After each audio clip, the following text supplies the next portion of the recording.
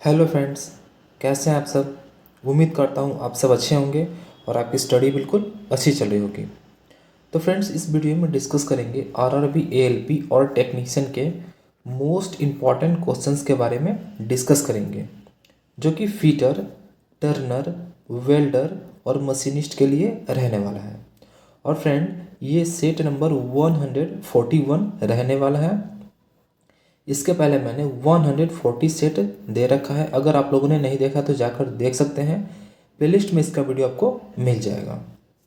और फ्रेंड्स, इस वीडियो में ये जो बुक है द प्लेटफॉर्म का, इसी बुक का प्रश्न रहने वाला है। कौन सा चैप्टर?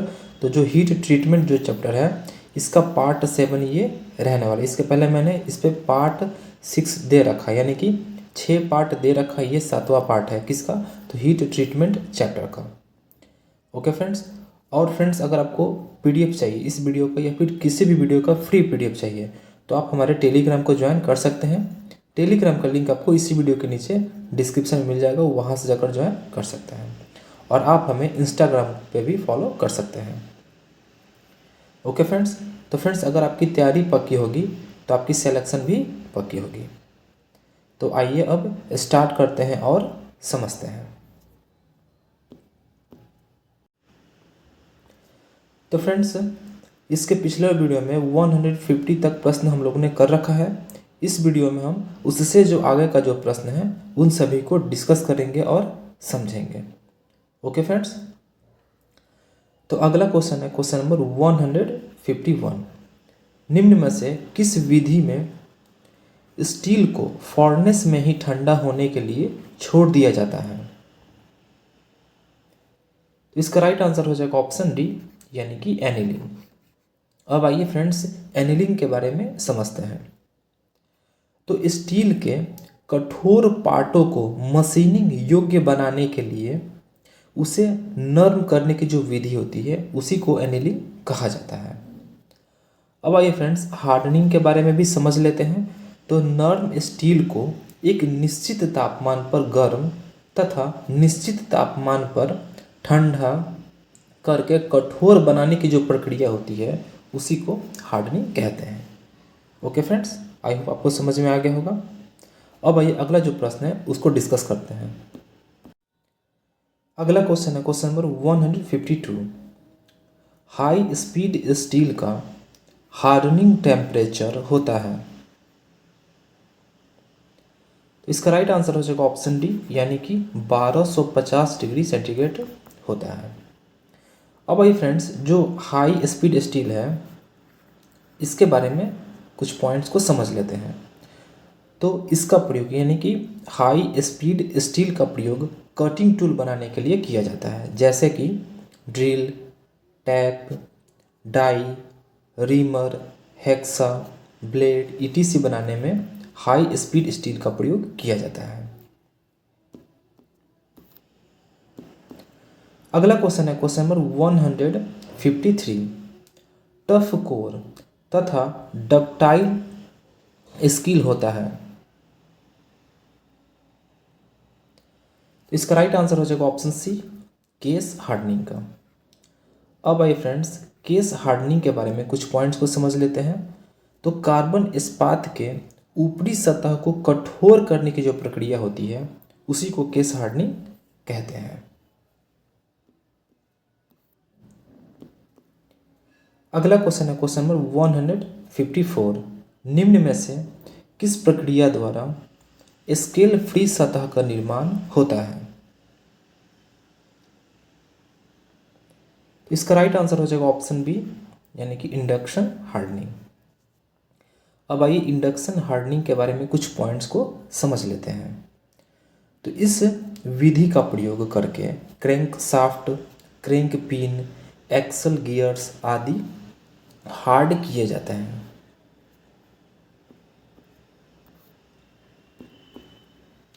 अगला क्वेश्चन है क्वेश्चन नंबर 155। केस हार्डनिंग के लिए सबसे पहले कार्बोराइजिंग की जाती है, जिसका मतलब होता है। इसका राइट आंसर हो जाएगा ऑप्शन सी, सरफेस पर कार्बन की प्रतिशत मात्रा बढ़ाना।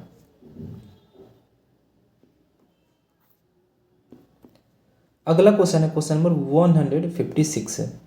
फेराइट और कार्बन का रासायनिक मिश्रण होता है।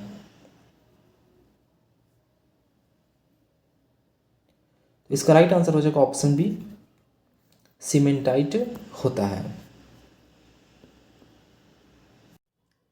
अगला क्वेश्चन है क्वेश्चन नंबर 157। निम्न में से केस हार्डनिंग की किस प्रक्रिया में स्टील पर अमोनिया गैस का प्रवाह करते हैं। तो इसका राइट आंसर हो जाएगा ऑप्शन बी, यानी कि नाइट्राइडिंग।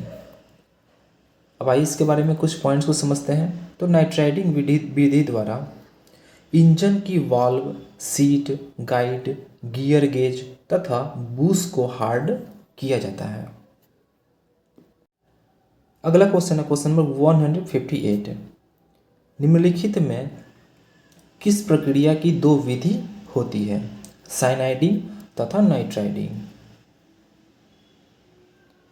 इसका राइट आंसर हो जाएगा ऑप्शन ए, यानी कि केस हार्डनिंग की। अगला क्वेश्चन है क्वेश्चन नंबर 159। निम्न में किस उद्देश्य के लिए टूल स्टील की किसी खास तापमान पर गर्म करने के बाद क्वेंच करना जरूरी होता है। तो इसका राइट आंसर हो जाएगा ऑप्शन बी, यानी कि हार्डनिंग स्ट्रक्चर बनाने के लिए। अगला क्वेश्चन है क्वेश्चन नंबर 160। बिना एलॉय वाली स्टील का हार्डनिंग के पश्चात क्रैक किस कारण से होता है। तो इसका राइट आंसर हो जाएगा ऑप्शन डी, यानी कि पंच को तुरंत क्वेंच किया गया है। अगला क्वेश्चन है क्वेश्चन नंबर 161। हार्डनिंग करने के बाद धातु तथा हार्ड हो जाता है। इसका राइट आंसर हो जाएगा ऑप्शन ए, यानी कि ब्रिटल, यानी कि हार्डनिंग करने के बाद धातु ब्रिटल तथा हार्ड हो जाता है। अगला क्वेश्चन है क्वेश्चन नंबर 162। निम्न में से किस विधि द्वारा माइल्ड स्टील के पार्ट की बाहरी सरफेस को हार्ड किया जाता है। इसका राइट आंसर हो जाएगा ऑप्शन डी, यानी कि केस हार्डनिंग के द्वारा।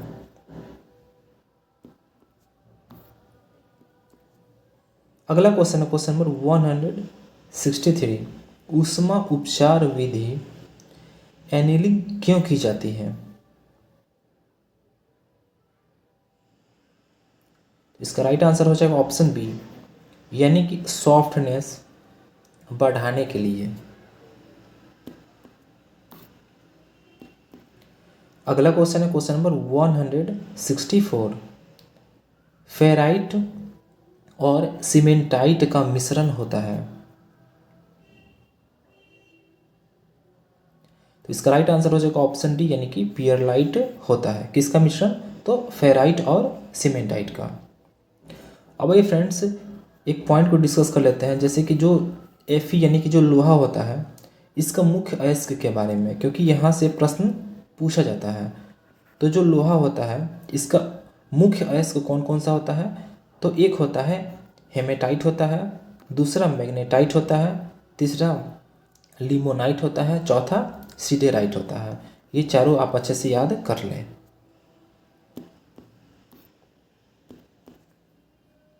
अगला क्वेश्चन है क्वेश्चन नंबर 165। हार्डनिंग करते समय हाई कार्बन स्टील का लो क्रिटिकल तापमान होता है। तो इसका राइट आंसर हो जाएगा ऑप्शन सी, यानी कि 730 डिग्री सेंटीग्रेड होता है। अगला क्वेश्चन है क्वेश्चन नंबर 166। पियरलाइट में सीमेंटाइट की मात्रा होती है। इसका राइट आंसर हो जाएगा ऑप्शन सी, यानी कि 13% होती है। अगला क्वेश्चन है क्वेश्चन नंबर 167। निम्न में से हीट ट्रीटमेंट का उद्देश्य है। इसका राइट आंसर हो जाएगा ऑप्शन ए, यानी कि स्टील के यांत्रिक गुणों को बदलना, यही क्या है तो उद्देश्य है किसका, तो हीट ट्रीटमेंट का यही उद्देश्य है, स्टील के यांत्रिक गुणों को बदलना। अगला क्वेश्चन है क्वेश्चन नंबर 168। निम्न में क्वेंचिंग माध्यम का उचित बढ़ता क्रम कौन सा है। तो इसका राइट आंसर हो जाएगा ऑप्शन बी, यानी कि फोर्स्ड एयर तेल ब्राइन सॉल्यूशन, यही क्या है तो बढ़ता क्रम है क्वेंचिंग माध्यम का। अब आइए फ्रेंड्स क्वेंचिंग के बारे में समझ लेते हैं। तो स्टील को गर्म करने के पश्चात न्यूनतम दर पर ठंडा किया जाता है, इसी प्रक्रिया को क्वेंचिंग कहा जाता है।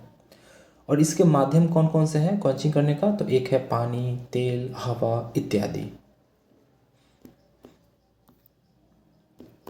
अगला क्वेश्चन है क्वेश्चन नंबर 169। किस स्ट्रक्चर पर स्टील नॉन मैग्नेटिक होती है।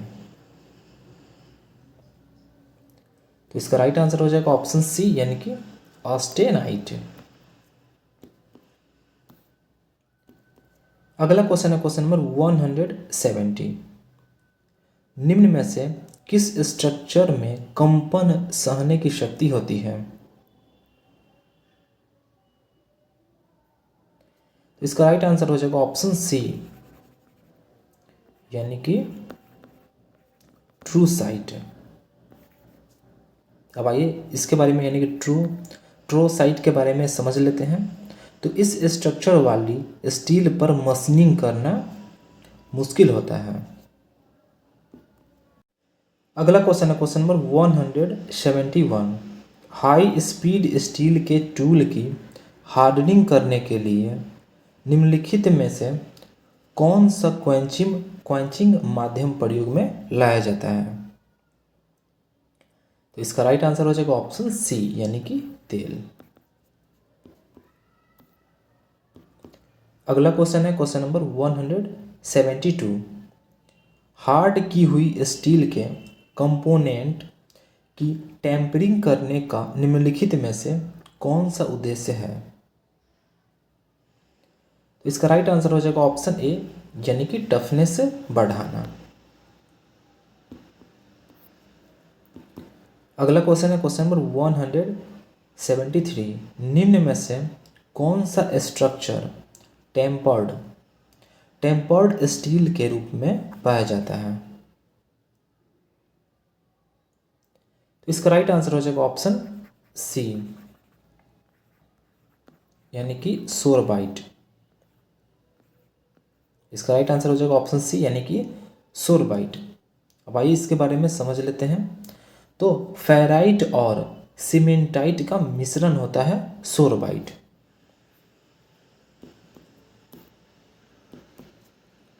अगला क्वेश्चन है क्वेश्चन नंबर 174।